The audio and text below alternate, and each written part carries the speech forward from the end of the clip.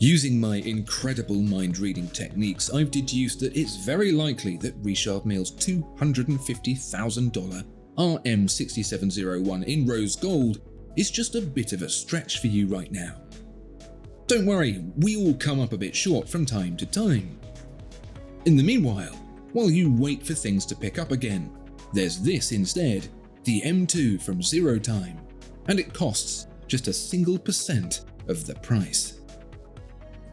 We're on tour. If you want to join me live at an event near you and hear first about limited edition merch and giveaways, then make sure to register at the link in the description below. Thank you. Now, a lot of people say they don't like Richard Mille, just like a lot of people say they don't pick their nose. But I reckon there are a lot more people out there who do, and I'm one of them. Yes, I am wholeheartedly ashamed but not sorry to admit that I, Andrew Morgan, like Richard Mille watches. Would I pay $250,000 for one? Nope. Especially when it's between that and being mortgage-free. But then, I don't travel in the circles of people who have that kind of cheeky watch money, so it's a nonsense question, really. A lot of people say, I wouldn't wear a Richard Mille if you held my grandmother to ransom above a pit of hungry rattlesnakes, and I get that. Relationships with my grandparents aside, I would very happily wear a Richard Mille if one were given to me, chief amongst them being the extra flat RM6701.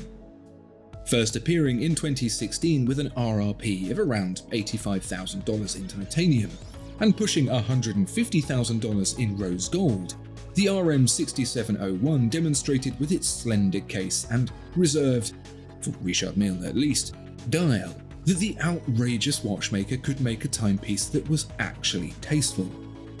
No sniggering at the back.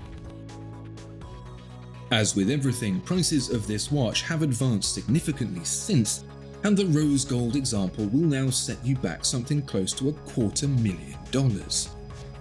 That's a 2-bed terrace where I live. That's a puddle in the back alley of a Starbucks in San Francisco. So the speculation of wouldn't I wear a Richard Mille is kind of moot anyway, because it's just never going to happen.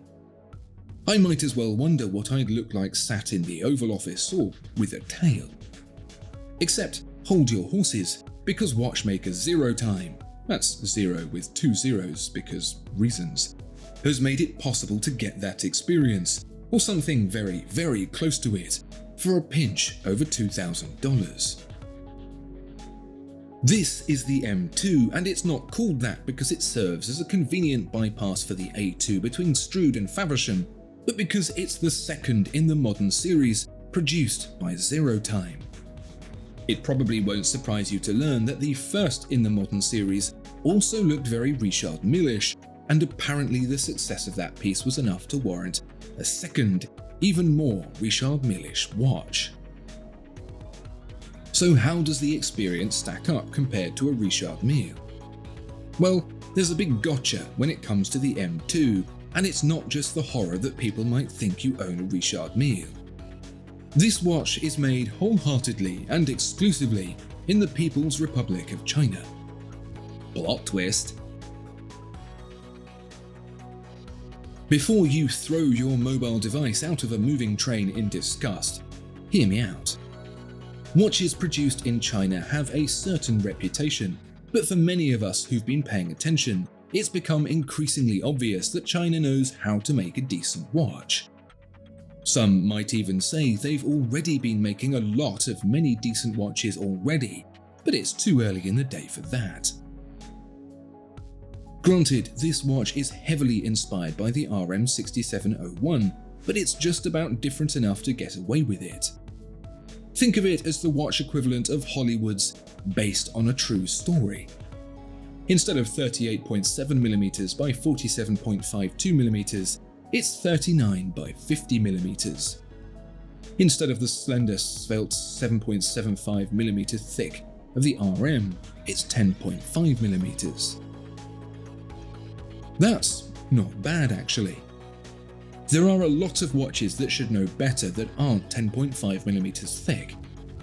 As a result, the watch, while not wearing as skinny as the 67, wears really well. It reminds me of the earliest Richard Mille's back before they all went a bit nuts. It's traditional, classic Richard Mille, if there can be such a thing. The open dial concept from Richard Mille is very much here as well, but considering the Richard Mille's caliber is completely custom, it's no surprise to see the bulk of the difference here. The M2 is clearly based on a standard round caliber, but clever design work has blended it into the tonneau case without making it too obvious. It's all skeletonized for the full effect and done so with surprising balance and proportion. Normally when it comes to design details, that's where these Chinese watches have fallen down in the past. Not so here, or at least not as much. There's a top sapphire layer onto which the dial and some very familiar numbers have been printed, presumably in whatever Google font most closely resembles Richard Mille's. Below that you'll see the innards of the caliber, from the skeletonized mainspring all the way through the gear train to the balance wheel. Pretty much everything that might obscure your view has been peeled away, save for the keyless works over on the right.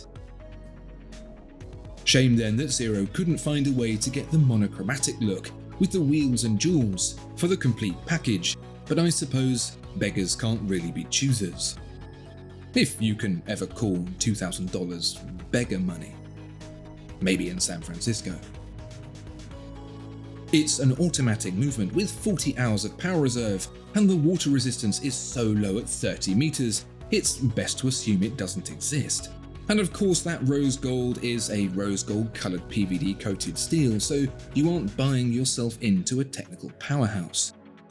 But then this isn't $250,000 either. There's no denying that's a chunk of change to test out your aversion to Richard Mille, but I'm not so sure what else there is out there you'd do it with.